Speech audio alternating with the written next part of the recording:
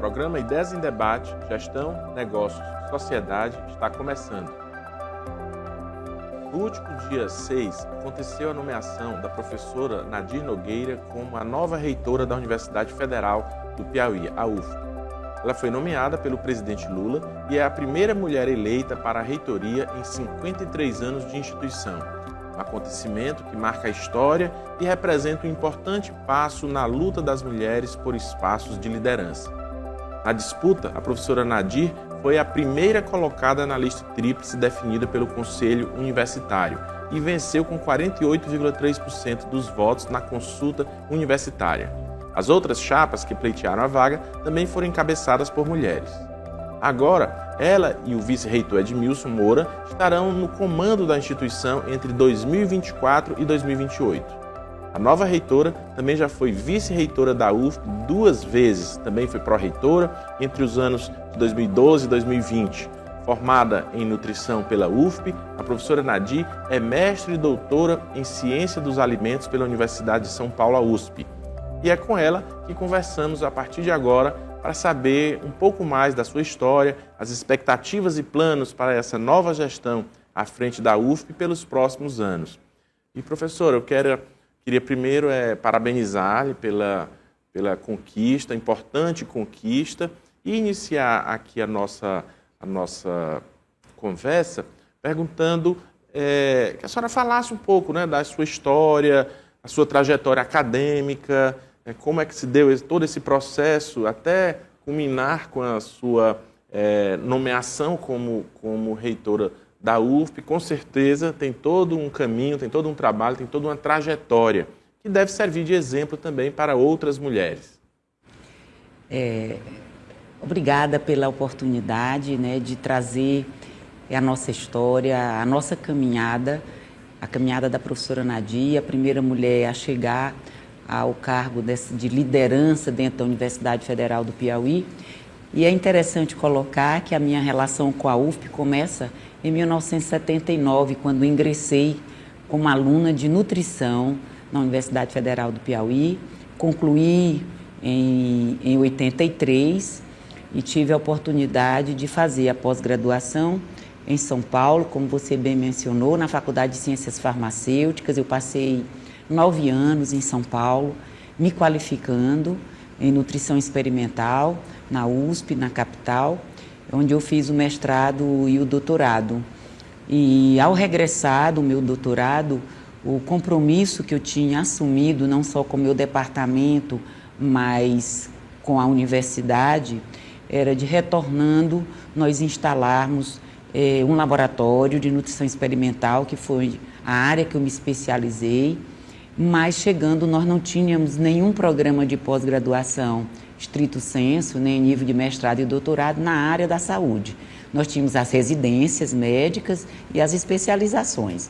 Mestrado e doutorado nós não tínhamos ainda. Então começamos a trabalhar com o núcleo, criamos uma comissão, nucleamos um grupo de professores de diversas áreas, de nutrição, de enfermagem, de odonto, de medicina, enfim, de diversas áreas, para implantarmos o primeiro programa de pós. E conseguimos esse feito com a avaliação da CAPES, né, que autoriza a instalação, acho que em 2004, e começamos a trabalhar na pesquisa e na pós. Aliado a isso, eu tive a oportunidade também, em 2010, de assumir a Coordenadoria de Informação em Ciência e Tecnologia, que era uma coordenadoria vinculada à Pró-Reitoria de Pesquisa e Pós-Graduação. Lá, eu confesso a você que foi o momento em que eu tive uma ampliação, assim, ter uma ideia maior do que era a universidade, do que era do ponto de vista da pesquisa, da necessidade da inovação e da pós-graduação. E concluindo esse mandato, em 2008 eu fui convidada pelo reitor Luiz Júnior para assumir a Pró-Reitoria de Assuntos Estudantis e Comunitários. Confesso que foi um dos maiores desafios, tendo em vista que a vivência, a minha caminhada tinha sido muito mais ligada à pesquisa e à pós. E a assistência estudantil era muito novo para mim, um desafio muito grande, né, pela falta de vivência, né, nos movimentos estudantis e na vivência mesmo dentro das políticas afirmativas. Mas aceitei esse desafio e atuei de 2008 a 2012 como pró-reitora de assuntos estudantis e comunitários. E aqui é importante fazer um parêntese e que sempre resgatei e trouxe essa minha experiência na assistência estudantil, que eu acho que foi o momento que eu mais pavimentei a minha vida como gestora.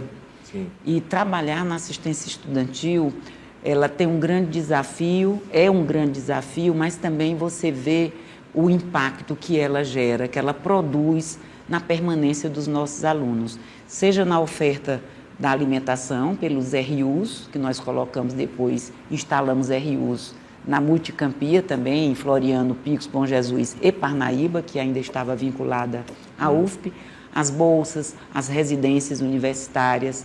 Então, ali, você percebe que é uma política afirmativa que está acontecendo e que muda a vida daquele jovem, que faz com que ele não só ingresse, mas ele permaneça na universidade com a boa alimentação, com a bolsa ou com a residência. Essa experiência, como você pediu, para eu relatar, né, mostrar para as mulheres, para as meninas, para a sociedade piauiense, como foi essa trajetória, essa eu julgo de extrema importância. A partir dela, a comunidade universitária, reconhecendo principalmente os estudantes, o compromisso que eu tinha enquanto gestora com uma política de assistência estudantil que fosse efetiva e que fosse transformadora, eu fui convidada a compor, em 2012, com o professor José Arimateia Dantas Lopes, a assumir a chapa para concorrer à vice-reitora da universidade.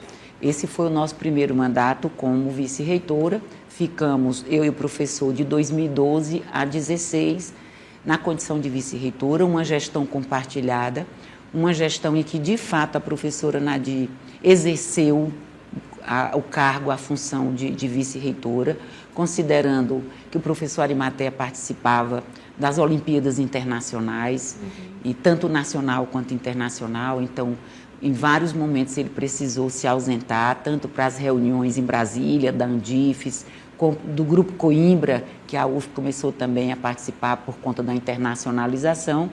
Então, eu também ampliei e me dediquei, né, àquela missão honrosa que foi nos dada também pelo voto, né, que pela primeira vez os outros cargos que eu assumi eram cargos de confiança que foram, acredito que o critério tenha sido, é lógico, o compromisso com a instituição, a competência naquilo que fazia. Nessa gestão, nesse primeiro período, o grande desafio foi o modelo de gestão que era multicamp, que até então nós só tínhamos o campus de Teresina, de Parnaíba e tinha uma extensão em Picos.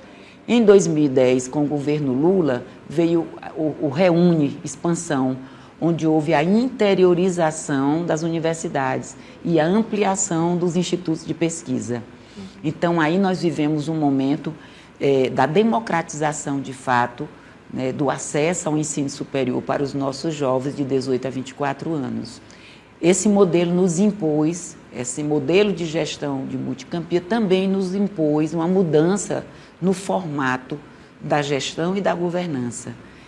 Fizemos um trabalho muito bom, reconhecido pela Andifes, reconhecido pelas instituições, né, parceiras, né, da importância, e o próprio governo do Estado, a sociedade piauiense, principalmente a comunidade universitária, reconhecendo esse trabalho, nos reconduziu à condição de vice-reitora em 2016 e ficamos de 2016 a 2020 na condição de vice-reitora da Universidade Federal do Piauí. Eram outros desafios, nós já enfrentávamos aí, Campelo, uma restrição, cortes muito grandes no orçamento das universidades. E fez com que também nós tivéssemos aí uma capacidade de gestão maior, mais inovadora, mais célere e mais efetiva. Em 2020, todos sabem que nós vivemos uma das maiores crises humanitárias no mundo, né? Veio a pandemia. e com ela todos os desafios. A gente sempre diz que o coronavírus veio sem manual, né? Nós tivemos que conhecer o comportamento do vírus, como era que ele agia no nosso corpo, né? E como as instituições estavam para responder àquela demanda tão urgente, tão premente, e que, sem dúvida, os institutos e as universidades seriam os ambientes próprios para dar essa resposta à sociedade. E foi isso que aconteceu. Mas eu tenho aqui também que ressaltar que foi a despeito de um momento também muito difícil, do ponto de vista do governo federal, que tentou, durante os 4 anos, desqualificar as universidades, sucateou as universidades. Nós tínhamos ministros da educação que dizia que as universidades eram locais de balbúrdia, que nós roubávamos talheres nos aeroportos, nos aviões. Então houve um deboche muito grande e houve um momento em que a ciência foi questionada pelo governo, né? O coronavírus, houve uma negação, houve um negacionismo em vários aspectos. O negacionismo não só, né, do impacto que aquele vírus estava provocando na vida das pessoas, literalmente na vida, mas teve um impacto de sucatear. O Ministério da Ciência e Tecnologia foi asfixiado. Então, praticamente os recursos para investimento em pesquisa, eles foram para outros locais. E tivemos, como ministros também da educação, um ministro que entrou num dia e 4 dias saiu porque usou um diploma falso de doutor. Então, isso é só para exemplificar um momento histórico também, do ponto de vista assim, extremamente negativo para as universidades e o quanto isso impactou e continua impactando na infraestrutura, nos processos, né, dentro da universidade, porque agora, além de nós termos orçamentos reduzidos desde 2015, nós temos uma defasagem aí, né? Você tem estruturas como a Superintendência de Tecnologia da Informação, que é uma superintendência que é transversal. Quando a internet não funciona, quando o sistema não funciona, o aluno da graduação não faz a matrícula, da pós-graduação também não faz, o processo que é eletrônico agora também não anda, e o que nós convivemos este ano e no ano passado foi com um verdadeiro apagão na comunicação. Aliada a isso, nós temos laboratórios de ensino sucateados, nós temos convivendo com a insegurança no campus, né? E não é só no campus de Teresina, essa realidade ela se reproduz em Picos, Floriano, em Bom Jesus, em menor proporção, e aí a gente guarda a relação entre os municípios. A falta de transporte, nós temos uma prefeitura em Teresina que praticamente a mobilidade deixou de existir. E isso impacta na vida do nosso aluno, na mobilidade do nosso aluno. E isso vai diretamente afetar 2 indicadores que são de extrema importância, inclusive do ponto de vista orçamentário, que é a taxa de evasão e retenção. O nosso aluno fica retido, ele pega pouca disciplina, ele não tem condições de pagar um mototáxi para ir todo dia para a universidade, porque o ônibus não passa. Então, isso impacta na retenção e na evasão, porque ele também sai. Então, eu estou fazendo essa linha histórica, né, para trazer para vocês o atual cenário.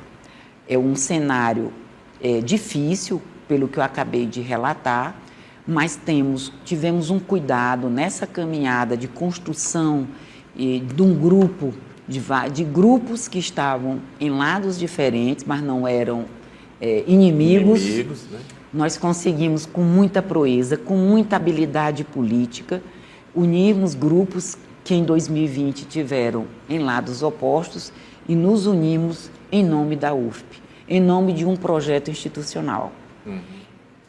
E que, historicamente, dentro da universidade, além de ser a primeira mulher, nós somos a oposição. Pela primeira vez, a oposição vence a situação, vence a atual gestão.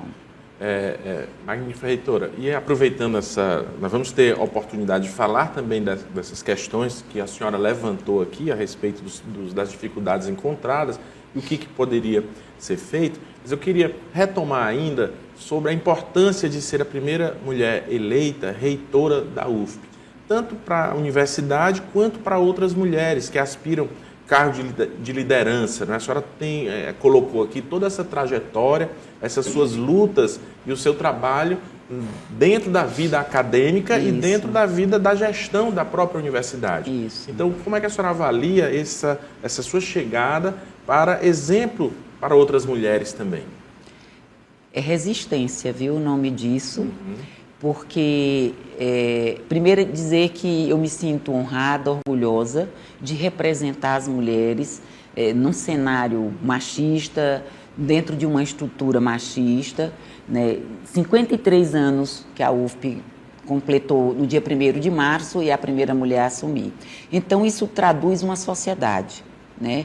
E isso traduz também, nos traz uma responsabilidade enquanto representação, considerando que é uma mulher ocupando um cargo de liderança de poder dentro da maior instituição de ensino superior do estado do Piauí.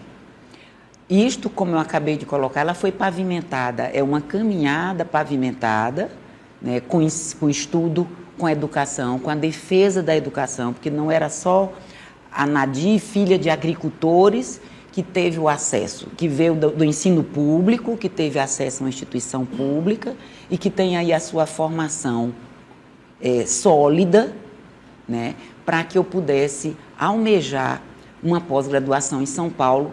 Eu fui a primeira piauiense a entrar dentro da Faculdade de Ciências Farmacêuticas da USP. Então, isso tudo realmente, Campelo, tem uma representação social. Ela traz em si o significado de você romper isso, de você enfrentar. E a gente enfrenta entendendo que eu não quero ser maior, não quero ser mais, nós não queremos ser mais. Nós queremos ter o direito de sermos iguais, de sermos tratadas iguais. Hoje, o que nós temos, do ponto de vista de pesquisas, é que as mulheres, elas exercendo o mesmo cargo dos homens, até então, acho que o IBGE traz isso do ano passado, as mulheres recebiam, executando a mesma função, 30% a menos do salário do que os homens. Ela melhorou um pouquinho, agora são 20%. Então, ganhamos aí um plus aí de 10%. Mas ainda há uma diferença. O CNPq traz um dado importante, que se você pensar que a população brasileira, quase 54% é de mulheres. Isso se reproduz dentro das universidades.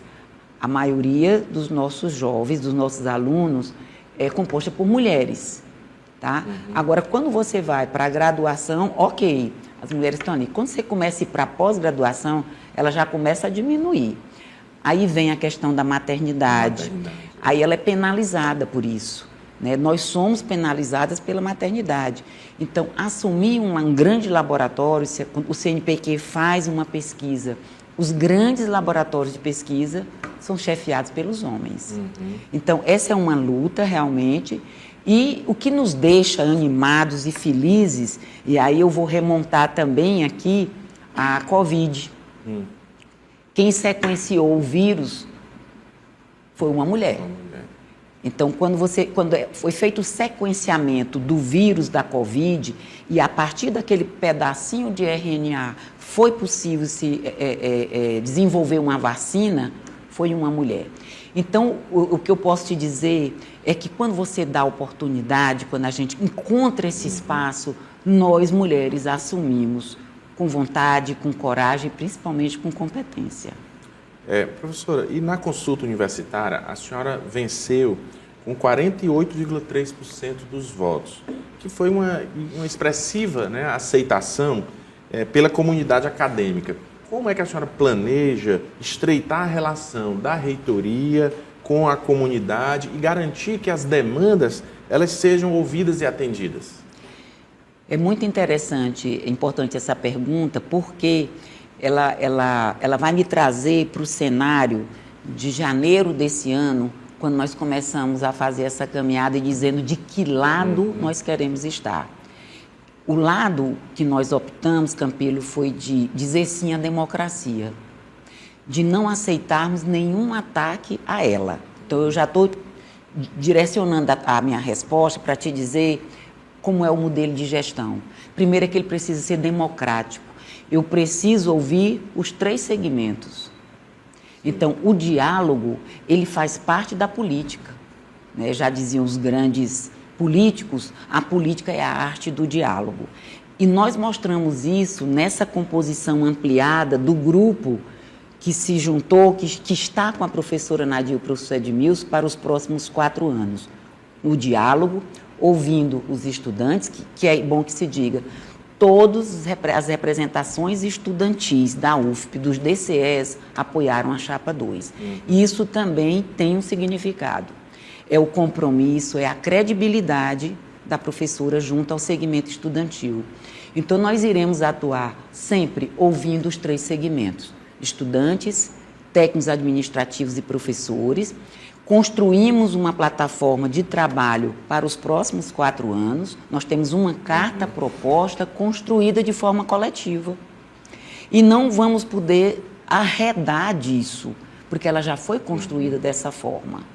E isso nos dá uma segurança, Campelo, de estarmos alinhados, de nos fortalecer enquanto instituição, de nos fortalecermos enquanto democracia, de fortalecer a pauta da educação inclusiva, de qualidade, e que ela realmente traga mudança na qualidade de vida das pessoas e que diminua as assimetrias que são provocadas, sociais e regionais, pela falta da educação.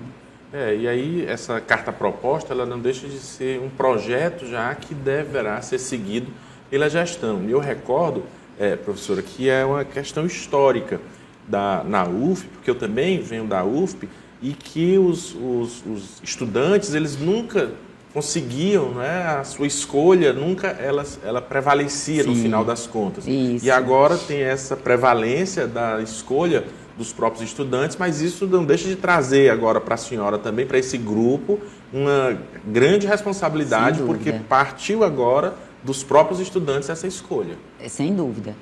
É sempre que após a eleição, que a gente participa aqui de conversas, de entrevista, qual é a sua prioridade? Minha prioridade sempre será os nossos estudantes. Primeiro que a universidade existe por conta deles, mas eu tenho dito que isso não é lugar comum, né? A universidade existe, ela existe e eles vão ser tratados dessa forma. Prioridade, ouvindo. Já recebemos cartas, durante a campanha participaram.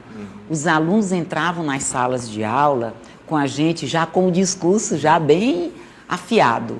Né? Então, eles se envolveram, eles são protagonistas, foram e serão protagonistas nessa gestão que a gente espera da mudança e da esperança. Eu queria retomar a nossa conversa, professora. A senhora já relatou aqui toda essa sua trajetória, toda essa experiência de trabalho na Universidade Federal do Piauí. Uma ideia dos desafios a senhora já tem, exatamente. E que ações a senhora pretende para resolver essas questões que a senhora defendeu e para seguir essa proposta que foi feita e que culminou com a sua nomeação como reitora? Nós estamos concluindo um relatório das comissões de transição. Nós precisamos ter um diagnóstico de qual é o atual status da Universidade Federal do Piauí na pesquisa, na extensão, na pós-graduação, no ensino, na assistência estudantil, nas diversas áreas. Seja a questão da energia, seja da internet, da mobilidade. Então, nós criamos segurança, nós constituímos várias comissões. Estão fazendo esse diagnóstico e nós temos aí aquele famoso, que é muito conhecido nas transições, que é o PAI, é o Plano de Ação Imediata para os primeiros 100 dias.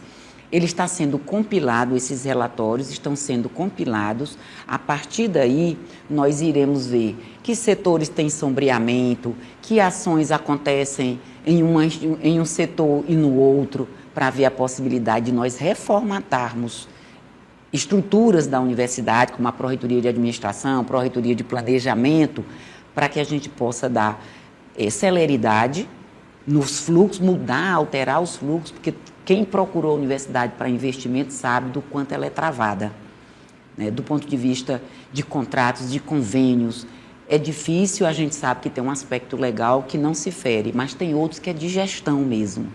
Então, um dos pontos, respondendo sua pergunta, é ver a governança.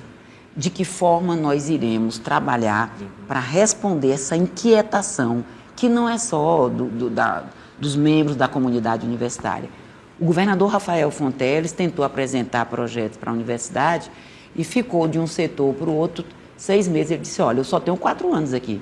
A princípio, o meu mandato é de 4 anos. Se passou 6 meses andando de um setor para o outro, eu não tenho como. Então, isso mostra, né, que nós temos alguns entraves dentro do fluxo processual que precisam ser alterados. Então, do ponto de vista da governança, nós iremos trabalhar firmemente, porque isso reflete na ponta, isso reflete no impacto que isso vai produzir. Então, esse é um ponto importante e nós estamos agora na compilação, finalizando essa compilação dos relatórios que foram produzidos para nós termos o PAI, o Plano de Ação Imediata para os primeiros 100 dias. Então, já temos algumas sinalizações, nós estamos participando de vários editais do governo federal, por exemplo, o Parque Tecnológico. A FINEP é um órgão de financiamento de pesquisa, certo? Que é os famosos editais do CT Infra. Então, recentemente, nós conseguimos 9 milhões, mais sim 14 milhões para pesquisa. Então, uma das prioridades é criar um setor em que nós tenhamos aí um radar de quais editais estão sendo lançados para financiamento em pesquisa, porque nós não podemos ficar esperando e planejando só com recursos do orçamento. Sim. Esse é um ponto. Então, já vamos dando um ponto de partida, aí, uma largada boa, já com 14 milhões só para pesquisa.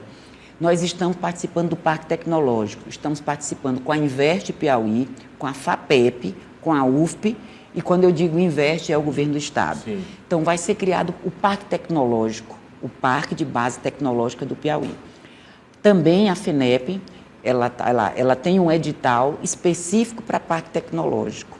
O Piauí é o único estado que não tem um parque tecnológico. Então, nós estamos com uma grande oportunidade, né, de conseguir instalar esse parque. O que representa esse parque?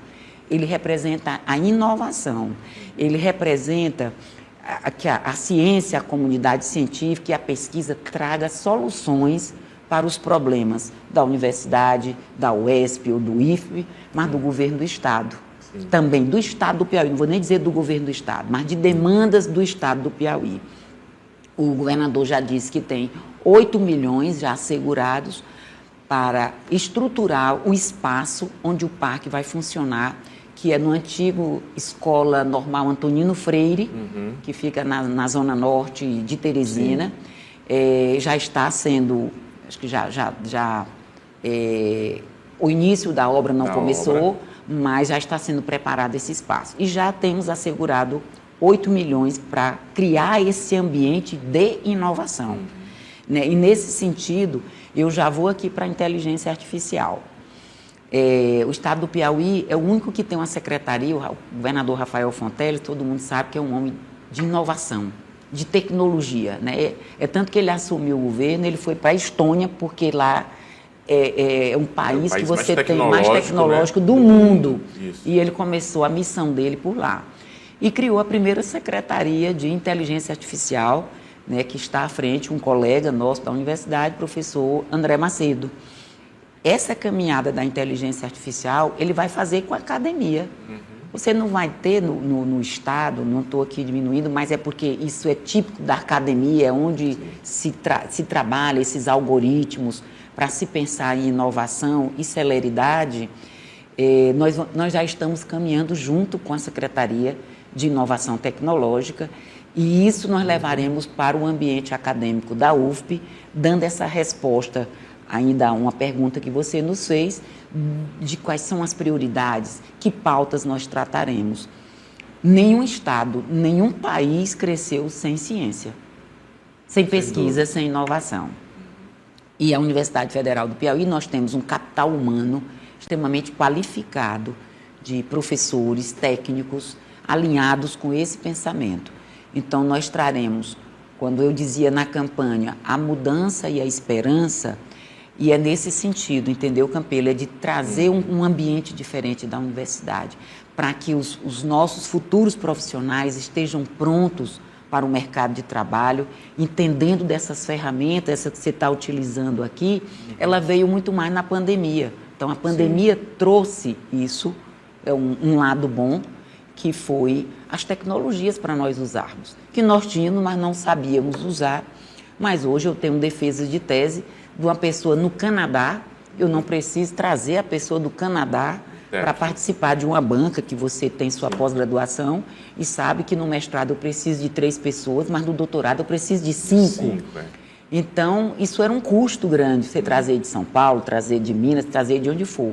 E hoje eu faço uma banca com a pessoa em Salamanca, participando da banca. Isso é inovação e isso nos traz esses novos ares, né, de pensar uma universidade nova, arrojada e inovadora. Professora, e um dos temas que são bastante pautados é a segurança e a infraestrutura na Universidade Federal. Qual o olhar da senhora sobre essas questões e como pretende trabalhar para garantir um ambiente mais seguro e adequado para a comunidade acadêmica em geral? O acolhimento e a segurança são pautas extremamente importantes, né? Esse acolhimento, o que a gente sente, Campelo, é que depois que nós assumimos, modéstia à parte, não querendo ser pretensiosa e já sendo, você já sente um clima, uma energia diferente, e isso traduzida por algumas pessoas. Mas ele tem que vir com o acolhimento e com a segurança, como você colocou. A segurança, eu tenho dito que é uma pauta complexa e ela impõe um conjunto de ações e que não caberá somente à gestão da professora Nadir resolver dentro da universidade. A universidade ela está inserida em Teresina, no município de Teresina, no estado do Piauí, assim como os campos de Picos, Floriano e Bom Jesus estão inseridos no município. Então, é preciso que os gestores entendam que essa é uma responsabilidade que tem que ser compartilhada. A gestão da professora Nadir, a Universidade Federal do Piauí, não tem como assegurar, não vou dizer assegurar a segurança, ficou um negócio meio esquisito, né? Mas, enfim, de garantir a segurança, né? Mas iremos trabalhar para isso, pactuar com o Estado e com o município essa segurança. Eu vou só te dar, só para fechar essa questão da segurança, que para a gente é importante, mas é lembrar também para a sociedade piauiense que, no caso da Universidade Campus Teresina, a Universidade Federal do Piauí ela é atravessada por uma avenida, né? Quem conhece o campus sabe que você vê a Nossa Senhora de Fátima, você segue, adentra o campus, aí você tem conjuntos habitacionais, certo? Aí agora nós estamos em uma outra situação. A Ulisses Marques começa na Kennedy, ela vem pelo fundo, pela frente do Centro de Ciências Agrárias, ela passa ali por trás e agora ela vai se juntar a Raul Lopes. Vejam só o quanto ela vai ficar exposta. E volto a dizer, ela está no contexto do município de Teresina. Isso. É obrigação dos gestores garantir a sua população, ela não é uma população da Universidade Federal do Piauí, ela é uma comunidade universitária que faz parte, ela é um recorte, como eu tenho dito, da população de cada município. Então, nós precisamos alinhar e pactuar tanto com o Estado, quanto com o doutor Silvio, que assume também, eu tenho certeza, dessa responsabilidade de cuidar da saúde, da educação e da segurança, e faremos isso juntos com uma rede, trabalhando como uma rede de segurança, né? Pensando também em inteligência artificial, em monitoramento eletrônico, enfim, em estratégias inteligentes para garantirmos não só o acolhimento, mas a segurança da comunidade universitária. Professora, outro ponto é que a gente vive um cenário de restrição orçamentária que impacta no desenvolvimento de projetos acadêmicos, no estímulo à pesquisa científica e à inovação. A senhora até já falou que 14 milhões já vão ingressar para pesquisa e inovação. Mas também a senhora retratou que nos últimos anos, né, especialmente no período da pandemia, houve uma restrição no envio de recursos para as universidades, houve uma descrença no trabalho da universidade e da qualificação e capacitação científica dos alunos. Então, como é que a senhora pretende ver essas questões que interferem na qualidade do ensino superior? Como ver a possibilidade de trabalhar nesse sentido para que a UFP seja aquela instituição acadêmica pujante que sempre foi, né, ou que sempre deveria ser? E sempre é um exemplo, né, para toda a nossa sociedade, um patrimônio da nossa sociedade. A ANDIFES, que é a Associação dos Dirigentes das Instituições Federais de Ensino Superior, que é composta pelos reitores e reitoras, eles têm um trabalho permanente, sistemático, junto ao governo federal, junto ao MEC, junto ao Ministério do Planejamento, Orçamento, para recomposição dessa perda que nós tivemos no orçamento desde 2015. Ela é uma luta permanente, já conseguimos, de uma certa forma, não diretamente a recomposição do orçamento, mas tivemos o aumento de bolsas, tanto do ponto de vista quantitativo, no número, mas também de valores. Os nossos alunos de iniciação científica recebiam R$ 400, agora recebem R$ 700. Os nossos alunos de mestrado e doutorado também tiveram as bolsas que estavam congeladas há mais de 15 anos, eu acho, tiveram esses valores corrigidos. Então, de alguma maneira, nós já tivemos aí algum alento, alguma sinalização. Mas, volto a dizer, a ANDIFES tem esse trabalho permanente, né, e nós estamos acreditando, né, a despeito do que nós estamos acompanhando agora do governo federal, um novo aperto do ponto de vista, né, financeiro, mas aí nós temos um plano B, que é buscarmos a nossa bancada. Esse trabalho a gente já está fazendo, nós já estamos fazendo com deputados, com a nossa bancada, nós iremos nos encontrar, inclusive, em Brasília, atrás das emendas parlamentares, e já temos sinalizações, né, de alguns parlamentares que estão aguardando receber projetos nossos, principalmente os projetos de infraestrutura, né, que são os mais difíceis para a gente, para conseguirmos. A rubrica para investimento é sempre menor, o custeio que nós temos, 80%, 85% é para pagamento de pessoal, inclusive terceirizados, impacta muito grande o impacto na folha. E a nossa margem aí de investimento é pequena. Quando eu digo pequena, são 3 milhões.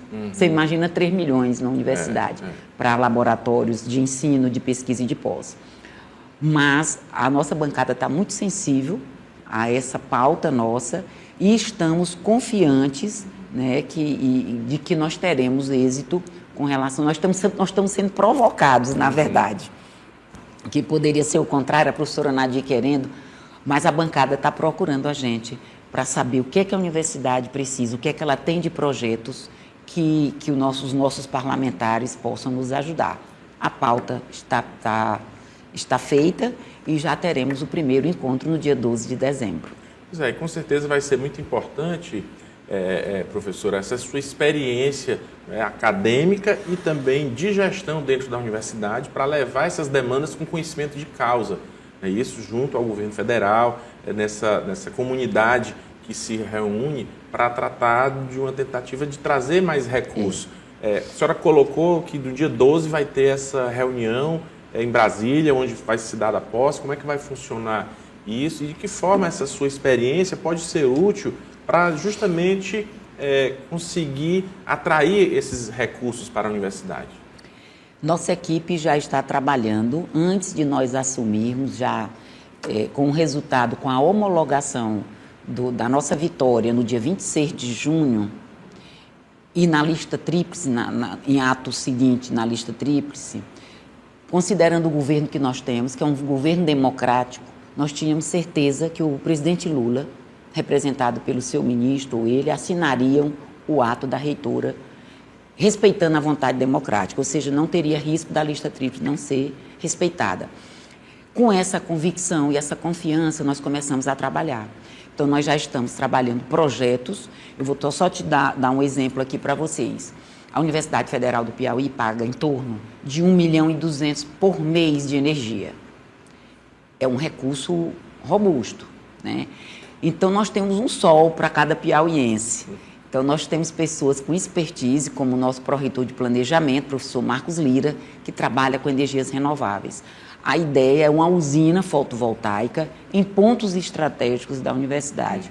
Este é um dos projetos que nós pretendemos apresentar e que, inclusive, pode também servir para alimentar estruturas do governo nessa parceria do ponto de vista do gasto de energia. Saímos da bandeira vermelha, estamos na bandeira amarela, mas a conta desse mês, quem mora em Teresina e que usa o ar-condicionado sentiu o quilowatt, o tanto que ele subiu, e isso na universidade, o impacto foi muito grande. Então, estou só dando um exemplo, né, mas nós temos o uso da energia fotovoltaica aliada à parte de agroecologia, né, da produção de alimentos associados a montar uma estrutura com as placas e que já irriga, já serve para irrigar, aumentando a produção de alimentos, principalmente nas regiões mais pobres, que mais sofrem, né, com essas desigualdades sociais.